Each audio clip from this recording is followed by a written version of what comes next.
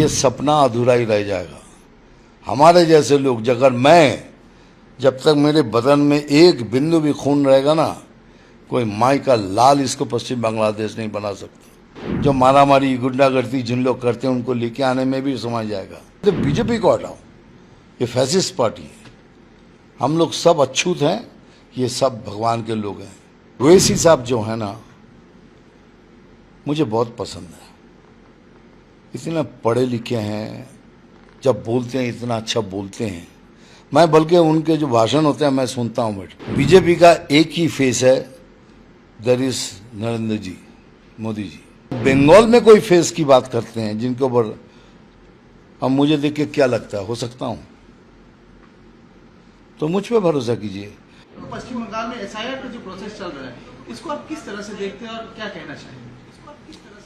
पहले बताइए कि इसके खिलाफ ये जो हमारे जो सरकार चला रहे हैं उनको तकलीफ क्या है? पहले तो तकलीफ होगी ना, किस लिए तकलीफ है? ये तो एक हर स्टेट में this is a natural course के इतने सालों के बाद एक बार गणना हो, यही ना? ये प्रॉब्लम क्या है? हम तो पहली बार एक बात बहुत क्लियर करके बोल देना चाहते हैं कि BJP is not against Muslim, BJP is not against Indian Muslim, BJP is against those जो भारत में रहकर भारत का नुकसान करना चाहते हैं। हम उनके खिलाफ, राइट? तो हमारी लड़ाई क्या है कि जो आए हैं एसआईआर में, आपको पता चल गया है, सच्चाई खुल के आ गई है। ये मैं नहीं कर रहा हूँ, समीक्षा कह रही है कि कितने वोट बाद गए हैं, कितने डेड बॉडी अभी तक ऊपर से आके न्योता लेके आते थे, सब डेड बॉडीज यहाँ के खाना खा के चले जाते, है ना? डेड बॉडीज यहाँ खाना खाने न्योता दिया जाता था, तो चले जाते। तो सब कुछ क्लियर हो गया। उसमें बीजेपी के भी तो कितने नाम कट गए। एक प्रोसेस है, हम क्यों प्रोटेस्ट करेंगे? तो उनको क्यों प्रोटेस्ट? उनको इसलिए प्रोटेस्ट करना है कि उनके बगैर उनकी वोट क्या होगी। उनका जो वोट का आधार है, जो वोट बैंक है, वो खाली हो गया, बैंक बैलेंस खाली हो गया। बैंक बैलेंस माइनॉरिटी की बात कर रहे हैं आप, जिस तरह से बोल रहे हैं माइनॉरिटी इज नॉट ये इशू बंगाल। हाँ नहीं, हम बात कर रहे हैं, डायरेक्ट बात कर रहे हैं। बोलिए। हाँ, मर्जी की बात कर रहे हैं, डायरेक्ट बात कर रहे हैं। बोलिए। हाँ, मर्जी की बात। अपीसमेंट की पॉलिटिक्स यहाँ पे ये नहीं तो क्या है? ये काय की पॉलिटिक्स है? ये नहीं तो क्या है? अपीसमेंट तो आज से नहीं, जब से स्वाधीनता हुई तब से अपीसमेंट चले जा रहे हैं।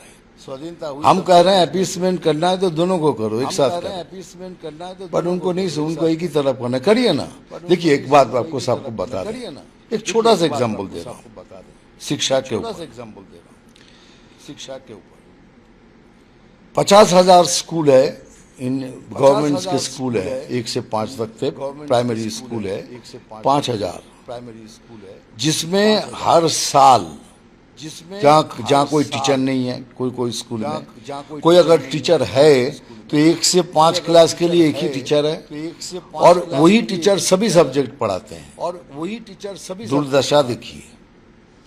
और इसी तरह ही चले जा रहे, स्कूल बंद हुए जा रहा है। लेकिन मद्रासा को 5,713 करोड़ रुपया दिया है मैंने, राज्य के प्रधान ने। इससे पता चला लीजिए। और जिसके सर्टिफिकेट का कोई वैल्यू ही नहीं है, आप पढ़ाइए, रिलीजियस चीज पढ़ाइए। मैं सम्मान के साथ कह रहा हूँ कि बहुत जरूरी है। जो दीन पढ़ाते हैं हम लोग, बहुत जरूरी है वो। लेकिन साथ साथ उनको और चीजों में तो पढ़ाई। तो 5,713 करोड़ रुपए दिया है, और इधर 50,000 स्कूल है जहाँ 165 करोड़ रुपया देने से सब प्रॉब्लम सॉल्व हो जाता है। वहाँ टीचर लोग अपने अपने पॉकेट से पैसा देते हैं, चंदा उठाते, किसी तरह स्कूल चला रहे हैं। क्यों कर रहे हैं आप? अगर आप अपीसमेंट नहीं कर रहे हैं, कुछ भी नहीं कर रहे हैं आप, तो क्यों हो रहा है? क्यों इसकी ये हालत क्यों है? तो क्यों हो रहा है, क्यों वो इसकी ये पश्चिम हालत क्यों बंगाल है? में घुसपैठियां भी एक बड़ा मुद्दा है, जिसको लेके केंद्रीय गृह मंत्री अमित शाह लगातार कह रहे हैं कि बंगाल का कुछ ऐसे एरिया है जहां पे अभी तक अनफिनिश्ड एरिया है, जहां पे जमीन नहीं मिलने के कारण से वहां पे घुसपैठियों की जो है तादाद बढ़ती जा रही है उस रास्ते से। लेकिन मुर्शिदाबाद, मालदा, उत्तर दिनाजपुर, दक्षिण दिनाजपुर की सीमावर्ती जो जिला है, अवैध जिस तरह से घुसपैठ हो रही है, तो क्या लगता है कि इसका एक बड़ा कारण है स्थानीय नौकरियां, कल्याणकारी योजनाएं, कानून व्यवस्था का क्या इस पर असर पड़ रहा है? बहुत जबरदस्त असर पड़ रहा है। हमारे जो बंगाल के मुस्लिम हैं, हमारे जो उनको बहुत जबरदस्त उन पे असर पड़ रहा है, क्योंकि जो नौकरी उनको मिलनी चाहिए उनको नहीं मिल रही है। जो सुविधाएं जो केंद्रीय सरकार हमारे मुसलमान भाई लोगों के भाई बहनों को देते हैं वो नहीं मिल रहा है, उनके बदले में उनको वो लेके चले जा रहे हैं। 400 किलोमीटर की जगह है जो अभी भी खाली पड़ी हुई है। प्राइम मिनिस्टर ने एक बार नहीं, दो बार नहीं, कितनी बार चिट्ठी लिखी है, लेकिन गृह मंत्री ने कि लेकिन जमीन नहीं दे रही है। क्यों नहीं दे रही है? आप देते तो अभी तक वो बन गया होता, प्रॉब्लम ही सॉल्व। क्यों नहीं दे रही? कि उनको चाहती हैं कि ये आए हमारे यहाँ वैसे और मुझे वोट देते रहे ऐसे ही इसी तरह, और मैं बनते रहूं, उसके बाद पश्चिम बांग्लादेश बना के मैं कुछ बन जाऊं। लेकिन एक बात सुन के रखिए, ये सपना अधूरा ही रह जाएगा। हमारे जैसे लोग, जब तक मेरे बदन में एक बिंदु भी खून रहेगा ना, कोई माई का लाल इसको पश्चिम बांग्लादेश नहीं बना सकता। घोटाले की बात कर रहे, महिला सुरक्षा की बात करें, बेरोजगारी की बात करें, 26,000 नौकरी चली गई है, क्या लगता है कि इस बार जो आप लोग का संकल्प पत्र होगा, जिस तरह से अभी गृह मंत्री अमित शाह जी ने भी कहा था सबसे पहला प्रायोरिटी उनका 45 दिन के अंदर बॉर्डर को फिनिश करना है, तो क्या लगता है कि इन मुद्दों को लेकर क्या आप लोग संकल्प पत्र में भी आप जनता के बीच जाएंगे वोट के लिए? देखिए ये तो हमारे एक है, एक सोनार बंगला बनाने के लिए हमको पूरा झाड़ पीट के सब साफ कर देना, ये एक है। ये मुद्दा तो है, ये मुद्दा तो रहेगा, लेकिन इतनी गंदगी फैल चुकी है इस बंगाल के अंदर, झाड़ू लेके सबको साफ करना पड़ेगा, तब एक नया बंगाल देखने की उम्मीद रहेगी हमारे में। इस बार बंगाल में 2 फेज में चुनाव हो रहे हैं दादा, तो क्या लगता है कि इस बार बंगाल के लोग शांतिपूर्ण तरीके से इस बार वोट मतदान दे पाएंगे? क्या लॉ एंड ऑर्डर सिचुएशन का जिस तरह से उन्होंने, मुख्यमंत्री ने खुद स्टेज में कही है कि अब जो है बीजेपी की ओर से और इलेक्शन कमीशन की ओर से जिस तरह से लगातार जो रिसफल किया गया आईएएस आईपीएस ऑफिसर का, अब मेरी कोई जिम्मेदारी नहीं है अगर किसी तरह का यहाँ पे वायलेंस होती है, तो क्या किस तरह से देख रहे, क्या लग रहा है कि शांतिपूर्ण तरीके से बंगाल में जो इलेक्शन कमीशन, अब मैं तो चाहता हूँ और थोड़ा करें। अगर शांतिपूर्ण एकदम करना है तो इलेक्शन कमीशन साहब को और थोड़ा शक्ति से सामने आना चाहिए, तो एकदम शांति के साथ इलेक्शन होना चाहिए या और होगी भी। लेकिन अभी मैडम अपने जो राज्य के प्रधान है वो तो कहेंगी, जब जीत जाएंगे तब कहेंगे सब कुछ सीखता, क्योंकि उनके हाथ में सब कुछ होगा, वो मार दंगा करेंगे, सब कुछ करेंगे बीजेपी ने किया है। यही तो उनकी पॉलिटिक्स रही है और यही करती रहेंगे, और क्या करेंगे। बहुत अच्छा हो रहा है, बहुत अच्छा। This is the only way to do it, क्योंकि एक जगह से दूसरी जगह ट्रांसफर नहीं कर पाएंगे। जो मारामारी गुंडागर्दी जिन लोग करते हैं उनको लेके आने में भी समय जाएगा। बंगाल में विधानसभा में देखा जा रहा है कि कांग्रेस जो है 294 सीटों पे इस बार चुनाव लड़ रही है, तो क्या लगता है कि बीजेपी को एक बड़ा चुनौती मिलेगा इसमें? देखिए बीजेपी एक ही अपोजिशन पार्टी है, जिसको सब हराना चाहता है। सब बोलते हैं बहिष्कार करो, सब हराना चाहता है। आपने कभी सुना है किसी को बोलते हुए कि तृणमूल को हटाओ? किसी भी पार्टी को सुना है कि बोलते कि तृणमूल को हटाओ? सब कहते बीजेपी को हटाओ, ये फैसिस्ट पार्टी। हम लोग सब अछूत हैं, ये सब भगवान के लोग हैं, यही है बात और कुछ। बंगाल में अब देखा गया कि हुमायूं कबीर अपनी नई पार्टी के साथ मैदान में उतरे, जिनमें एआईएम के जो चीफ है ओवैसी साहब, वो भी मिलके आज कैंपेन में भी देखा गया कि उतर रहे। इस बार क्या बड़ा मुद्दा जो है बाबरी मस्जिद को भी उठाया गया है चुनाव में, तो क्या लगता है जो बाबरी मस्जिद का जो मुद्दा है जिसको लेकर हुमायूं कबीर उतरे हैं, ओवैसी साहब आज वो खुद कैंपेन कर रहे हैं, तो क्या इस पे थोड़ा असर पड़ सकता है? ये पहले मैं एक बात बोलूं कि जो मैं सच बोलना चाहता हूं कि ओवैसी साहब जो है ना, मुझे बहुत पसंद है। इतने पढ़े लिखे हैं, जब बोलते हैं इतना अच्छा बोलते हैं। मैं बल्कि उनके जो भाषण होते हैं मैं सुनता हूँ बैठ के। तो इसी साहब मुझे मेरी नज़र में एक पक्का रियल लीडर, और हुमायूं साहब ने एक पार्टी खोली है, दोनों मिल गए हैं। अभी हुमायूं साहब क्या करेंगे नहीं करेंगे तो उनकी पार्टी का है। बाबरी मस्जिद का जो मुद्दा है वो मैं तब बोलूंगा जब बन जाएंगे, उससे पहले मैं कोई बात नहीं करना चाहता इसके बारे में। ये रिलीजियस मैटर हो जाएंगे, उसके बारे में नहीं। आप लगातार बंगाल के हर क्षेत्र को जानते हैं, हर जगह में आप जाते भी हैं दादा। इस बार विधानसभा चुनाव में बीजेपी ने जिस तरह के उम्मीदवारों का चुनाव किया है उस पर आपका क्या विचार है? क्या आपको लगता है कि बीजेपी के जो उम्मीदवार पश्चिम बंगाल में सरकार बनाने के लिए मैजिक फिगर हासिल कर पाएगी? देखिए इस बार ये हमने जो किया है आप देख सकते हैं। हमने कोई, क्योंकि हम सब बहिरागत है ना, उनके वहां तो कोई बहिरागत है ही नहीं। दो एमपी तो यहाँ ही सब भूमिपुत्र है ना। मैं भी बहिरागत था, अभी लिएंडर पेस भी बहिरागत हो गया, बट कल नहीं था, आज हो गया। इसी तरह मैं भी बहिरागत हो गया। लेकिन एक बात सुनिए, इस बार हमने जो चुना है, अच्छा है बुरा है, लेकिन लोकल आदमी को चुना लोकल आदमी को हमने चुना है कि लड़ना है, कि लोकल आदमी लड़े और जीत के आए।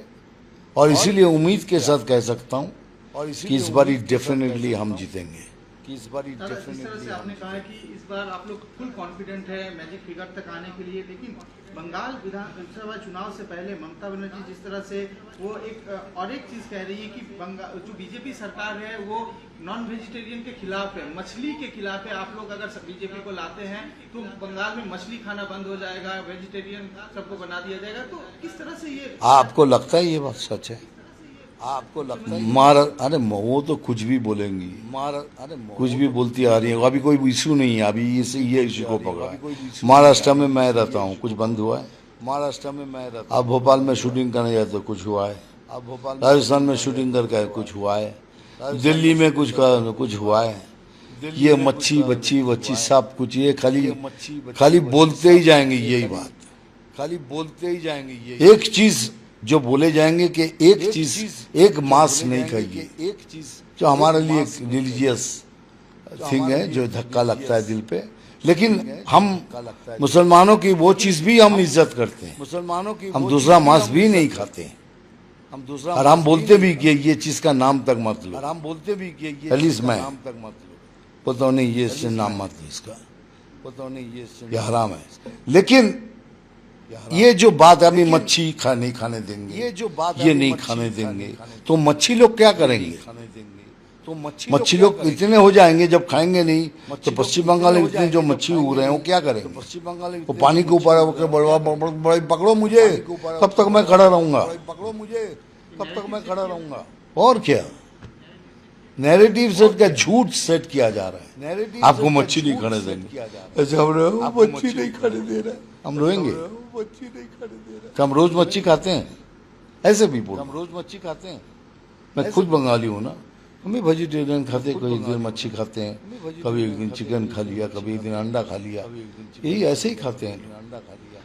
अभी इनको क्या फर्क पड़ गया पता नहीं, अभी बोले शायद कुछ चक्कर है इसमें, कुछ चक्कर है इसमें। मुख्यमंत्री ममता बनर्जी अपने 10 वादों को लेकर इस बार उतरी हैं कि जो उनका मैनिफेस्टो है इसमें उन्होंने कहा है कि बहुत सारे ऐसे प्रकल्प है, जैसे लक्ष्मी भंडार हो गया, कन्याश्री हो गई, बहुत सारे स्कीम है जिसको उन्होंने इस बार रखा है कि बंगाल के विकास के लिए उन्होंने बहुत सारे काम किए पिछले 15 सालों में।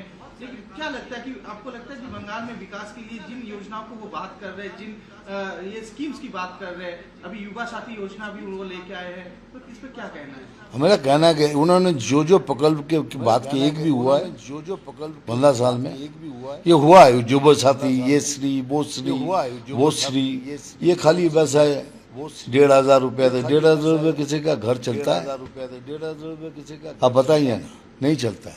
लेकिन आप देखिए बगैर बोले महाराष्ट्र में 3,000 रुपया दिया जा रहा है माँ बेटी को, हर बीजेपी स्टेट में 3,000। हम बोलते नहीं है, स्टेट में 3,000।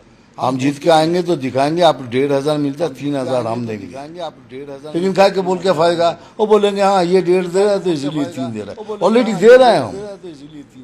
महाराष्ट्र दुनिया जहां भी देखिए 3,000 रुपया दिया जा रहा है। तो दूसरी बात यह है कि ये जो प्रकल्प की बात कर रहे हैं, आज तक कोई प्रकल्प उन्होंने किया नहीं है। इस इज ऑल खाली लोगों को उसी चक्कर में फंसाना है।